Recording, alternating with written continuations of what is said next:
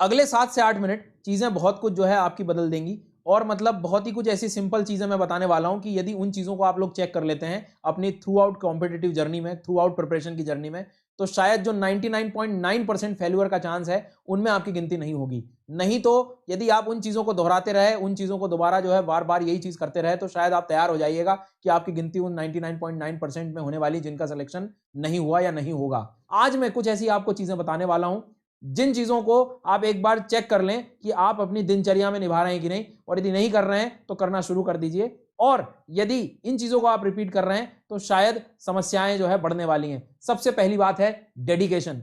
Dedication ये शब्द आपने कई बार मोटिवेशन क्लासेस में यहां वहां आपने अक्सर सुना होगा, लेकिन मैं आपको आज बताता हूं कि ये जो डेडिकेशन है ये कैसे जो है गड़बड़ाता है। एक्चुअल में दिक्कत ये है कि कोई भी कॉम्पिटिटिव के एग्जाम की तैयारी हो, जैसे यूपीएससी की तैयारी, आसपास के लोगों के हिसाब से हम लोग तैयारी करना शुरू कर देते हैं कई बार। और यदि किसी और से आप डेडिकेशन लेना चाह रहे हैं अपना, तो मान के चलिए हर दिन सुलाएगा आपको ये। तो इस बात को ध्यान रखें कि ये डेडिकेशन, आप किसी भी अच्छे से अच्छे स्पोर्ट्समैन का एग्जांपल ले लीजिए, अच्छे से अच्छे सक्सेसफुल पर्सन का ले लीजिए। सर खुद की उसकी इच्छा हुई है तो ही उसने काम किया है, मेडल के लिए या ओलंपिक्स के लिए, ये सारी चीजें रिजल्ट हैं सर। प्रेजेंट में आप अपनी एक्टिविटी, अपनी प्रोसेस को बेहतर बना सकते हैं सिर्फ अपने डेडिकेशन को सही करके, अपने डेडिकेशन को खुद डिसाइड करके, न कि कोई और उस पर हावी हो रहा हो। पहली चीज ये चेक कर लेना कि क्या ये डेडिकेशन आप ही का है या किसी और ने आपके ऊपर थोपा है। यदि ये नहीं है तो समय है संभलने का। दूसरी बात आती है sir getting it done rightly. जी हां, एक एटीट्यूड होता है कि कुछ करूंगा तो बिल्कुल सही करूंगा और तुरंत करूंगा और कर लूंगा। सबसे इंपॉर्टेंट बात यह है, बोला सर ने कहा कि आज ये पढ़ना, ये करना, ठीक है, आप प्रॉपर करते हैं, प्रॉपर उसको रिवाइज करते हैं, प्रोसेस में आते हैं, और यदि ये चीजें नहीं कर रहे हैं आप, तो मान के चलना मतलब सब सिस्टम खराब है। तीसरी सबसे मोस्ट इंपॉर्टेंट बात, जो समस्या गिनाना, कंप्लेन करना, क्रिटिसाइज करना, अरे मैं तो जो है दिल्ली में होता तो मैं अच्छी तैयारी कर लेता, माहौल बन जाता वहां, यहाँ तो कुछ माहौल नहीं मिलता मुझे, तो यहाँ पे मोटिवेशन नहीं मिलता, ये नहीं होता, वो नहीं होता, भेज दिया दिल्ली आपको। दिल्ली गए, अरे यहाँ तो बहुत गर्मी होती है, रूम बहुत छोटे हैं, बहुत ज्यादा किराया है, खाना नहीं मिलता, टाइम से नहीं आता, ये अब समस्या है। मतलब आप एक्चुअल में वहां जहां पहले पढ़ रहे थे, वहां जहां कंप्लेंट कर रहे थे, स्थान परिवर्तन के बाद आपकी जो है कंप्लेंट करने के परिवर्तन में आ गई। मतलब कंप्लेंट जो है उनमें भी नए नए तरीके निकाल लिए आपने, थोड़ी कंप्लेंट बड़े लेवल की हो गई। इनको सबको बंद करना पड़ेगा। आप अपने फिर से डेडिकेशन से भटक रहे हैं सर। चौथी इंपॉर्टेंट चीज, अपनी कॉम्पिटिटिव की जर्नी में रीडिंग्स, अपने सोर्सेस बहुत तगड़े रखो, बहुत काम के रखो, बहुत सही रखो, लिमिटेड रखो, और उन्हीं चीज को बार बार देखो।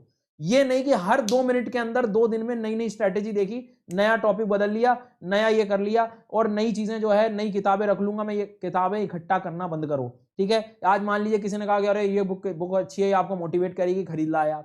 अरे नहीं करना है, आपका मन हमेशा आपको वहीं ले जाएगा जहां पे जो है आपको मेहनत ना करना पड़े। अब नॉर्मली आपकी पढ़ाई करनी थी, लेकिन आपको मन ने कहा अरे वो किताब अच्छी चली, जाओ आप मार्केट चले गए, आपने लिया है, आपका 15 मिनट, 20 मिनट, आधे घंटे, 1 घंटे चला गया, मन 1 घंटे रिलैक्स था, जोर नहीं लगा। जिस दिन दिमाग पे जोर आना शुरू होता है उस दिन कई नए बहाने बना देता है। शायद यहां पर काम करने की जरूरत है, यहीं से सब चीजें शुरू होंगी, इसको संभालो। नेक्स्ट आती है बात लैक ऑफ विजन, स्ट्रेटेजाइज नहीं करते हैं आप लोग चीजों का। जब मुझे पता है कि मेरा करंट अफेयर्स कमजोर है, तो सीधी बात है मुझे सही करना पड़ेगा। इसमें कोई नहीं आ रहा है काम करने कि जो है कोई आएगा और जो है मुझे सारी चीजें सिखा जाएगा, नहीं, कुछ नहीं हो रहा। आपने शायद वो एग्जाम चुना है जहां पे खुद पे ज्यादा भरोसा रखना पड़ेगा। अब मेरा साइंस सही नहीं है तो मुझे साइंस ठीक करना पड़ेगा। कोई एब्सोल्युटली, मतलब आप कह सकते हो कि कोई भी बहाना नहीं चलेगा सर, यहाँ करना ही पड़ेगा, करना ही पड़ेगा। इस माइंडसेट से काम करोगे तो शायद मन आपको सॉल्यूशन देगा, नहीं तो हर बार एक नया व्यवस्था आपको ऐसी दे देगा कि जहां पे जो है थोड़ा सा आप भटक जाओ, 1-2 घंटे निकले, 4 घंटे निकले आराम, तो इतनी देर में तो खाना खा ही लेते हैं हम लोग, खाना खा के फिर सो गए। मन हमेशा आपको वहीं ले जाएगा, कंफर्ट जोन में आपके। ठीक है, ये बातें ध्यान रखना। सबसे काम की चीज इस पूरी प्रिपरेशन में टाइम मैनेजमेंट। पता ही नहीं है कि टाइम कहां वेस्ट कर रहे हैं हम लोग। मतलब आप 24 घंटे में से 8 घंटे सोने के निकाल दो, 2-3 घंटे के जो आपके नॉर्मल डेली रूटीन के काम है वो अलग कर दो। सर बाकी के 13 से 14 घंटे क्या हो रहा है, क्या कर रहे हैं, पता ही नहीं है। ब्रश करने जा रहे हैं, 20 मिनट लगा दिए, गया समय जो कीमत वाली जो बात होती है, तो मैं कीमत वाली बात ये कर रहा हूं कि समय को आप उपयोग करना सीख जाओ। तो इन सब चीजों को आपको बंद करना पड़ेगा। टाइम मैनेजमेंट जो वर्ड यूज कर रहे हैं आप, टाइम मैनेजमेंट में चीजें आपको बिल्कुल क्लियर होना चाहिए कि अगले मेरे 2 घंटे कैसे बेहतर होने वाले हैं। मत सोचो पूरे दिन भर का, अगले मेरे 2 घंटे कैसे होने वाले। यही ठीक से कर लिया, यही वाला जो पैटर्न है इसको संभाल लिया, तो आपका काम हो जाएगा। फिर से बता रहा हूं, मैं फिर से वही बात दोहरा रहा हूं, एक ही फॉर्मूला है कि उस 0.1 सक्सेस रेशो में आने का, जिद्दी बनना पड़ेगा, कठोर होना पड़ेगा, तैयारी करने के साथ सिलेक्शन लेने की धुन सवार लानी पड़ेगी, नहीं तो मन आपको विचलित करने के लिए तैयार बैठा है।